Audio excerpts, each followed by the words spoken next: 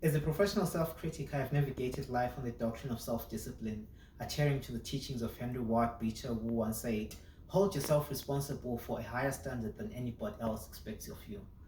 As I have learned, to whom much is given, much is also required, even in self-doubt and discipline. Having taken a professional course and gained certification offered by McMaster University on a course entitled Mindshift, Breakthrough Learning Obstacles and Discover a Hidden Potential, I have learned strategies to overcome my circumstances and develop a positive mindset in all things.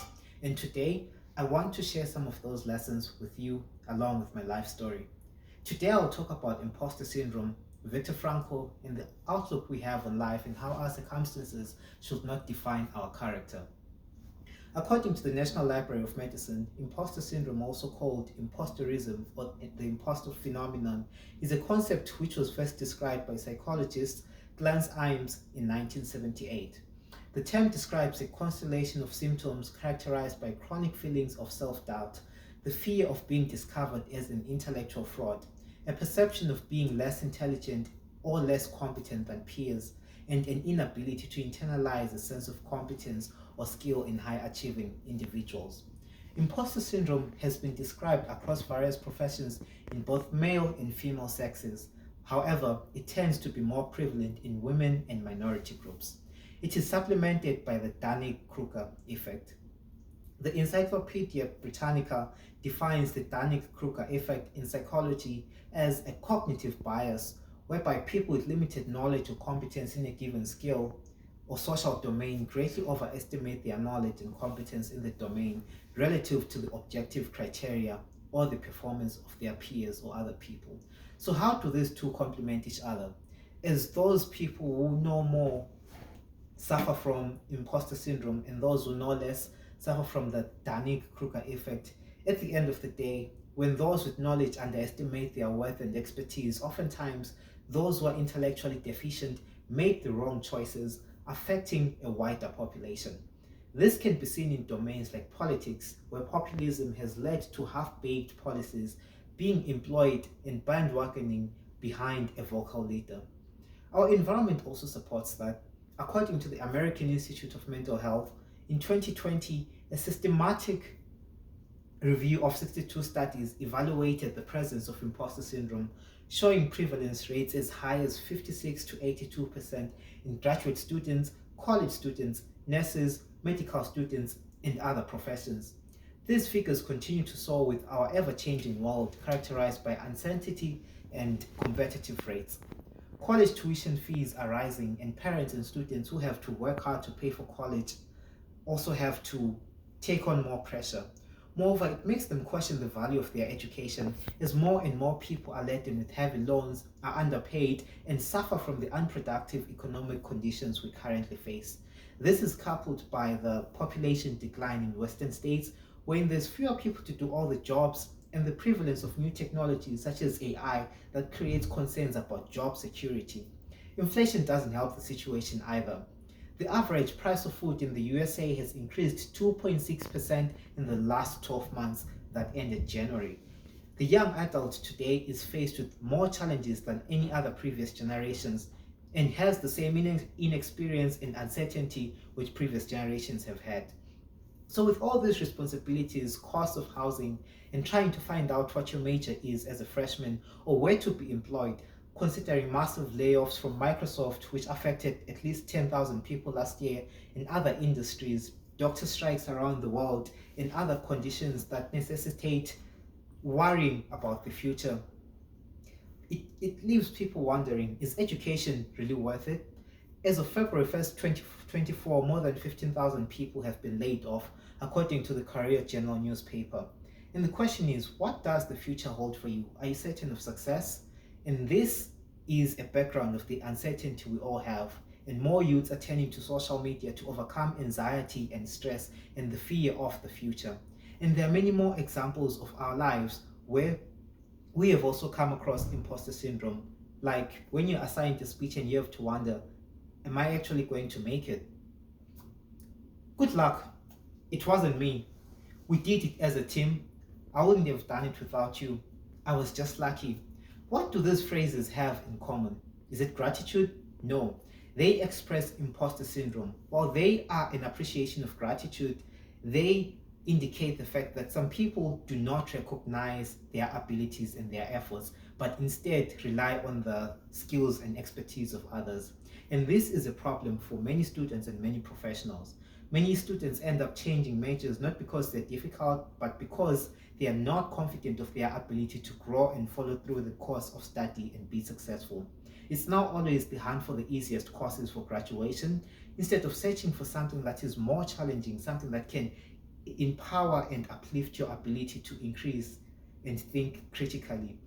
And with high tuition rates, no one blames them. People want to graduate faster, as this is coupled with the ever increasing cost of living.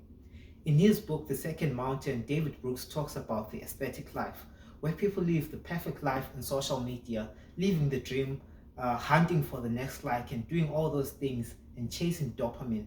And such a superficial life has an effect on them and their self-esteem, creating polarized societies where people personify false values and live lives which are unfulfilling.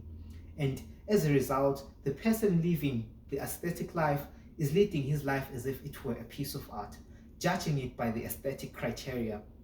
Questions like, is it interesting or dull? Is it pretty or ugly? Is it pleasurable or painful? And with such living, values and morals and the essence of life is lost as more people focus on superficial things. So having described the examples of imposter syndrome and how they are perpetuated in our lives, let us move on to the solution and resilience. Viktor Emil Frankl, according to the Viktor Frankl Institute of America, was an Austrian neurologist and psychologist most known for the concept of logotherapy, a therapeutic approach that helps people find meaning in life. As a Jew, he was abducted into a Nazi concentration camp, and during those times of the Holocaust, he saw many of his people die in the name of intolerance. He lost his wife and children, and that would break most people. However, it didn't break him. He remained sober and he remembered that he could control some things and other things were beyond his control. The death of his family, daily beatings by the prison officers, and many other atrocities which were committed during those times were things that were beyond his control. However, what he was able to control was his reaction to his environment. He had control of his mind and he started developing strategies to help him to maintain a pure and sound mind. And as a result, despite being a captive and a prisoner, he was in control of his circumstances and actually gained peace and started helping even the prisoners and others. And he personified the concept of not allowing your environment to dictate your outcomes. And similarly, he was able to develop and help others. And as a 9-year-old, I was also an A student in an environment that was harsh and with people that were perpetuating societal intolerance. It didn't matter that I was an A student. I still suffered all the harms which came from ostracization because of my family circumstances. As an outcast, I was treated like a vulture and started subsisting on carrion, which is the metaphorical representation of things which were difficult, so that I could find worth and so that I could have relevance. And as a vulture, I realized that while I was being characterized as a bottom feeder, like vultures, I also had a worth in society, and my worth was not defined by what people said, but rather by my skills and abilities. I started developing greater interest in ills that were affecting society and started joining the debate and public speaking society in my institution. And soon, I developed the confidence which was necessary for success in my field. And I found myself in national rostrums where we were able to discuss issues that were affecting the youth in society, such as drug abuse, governmental neglect, among many other ISOs which could have been alleviated with stakeholders that were concerned. And so I transcended my environment and turned the scorn and the ridicule into stepping stones to my development and focused on academic success. Nothing could have stopped me. My environment was not a defining feature of my circumstances and my future, but rather it propelled me to overcome those circumstances and eventually have a positive trajectory in my future. So what have we discussed here today? We have discussed how the environment should not be a limiting factor where we have self-sabotage in our world, but rather that we should transcend our environments. Even though our environment and circumstances may be a source of discouragement and derail our progress, our habitation and surroundings should not limit our view of what is possible, and they should not obscure our vision. An environment characterized by negativity, hopelessness, and diffidence should not break its inhabitants, but rather it should be the evidence that even in places where dreams come to die, there is hope and that we can achieve all our dreams and our objectives. And so the question is, what are your circumstances? What is your dream? Is it to travel? Is it to become an intellectual? Is it maybe to win a dance competition or to overcome the personal and collective struggles that we face? And with this question in mind, remember that nothing is impossible. Only the view that you have in your life will influence your perspective. And as we progress in life, you will be able to achieve your dreams.